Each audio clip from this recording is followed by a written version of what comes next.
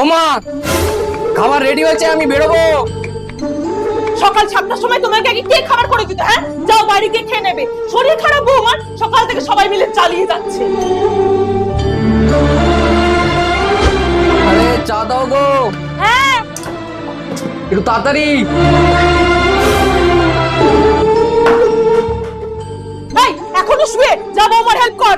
যেই একটা মানুষ এসছে অমনি তোদের সুখ বেড়ে গেছে, তাই না? যা।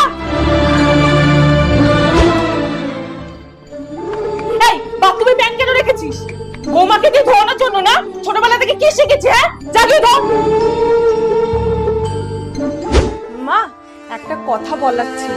এটাই না যে আমি তোমাকে এত সাপোর্ট কেন করি?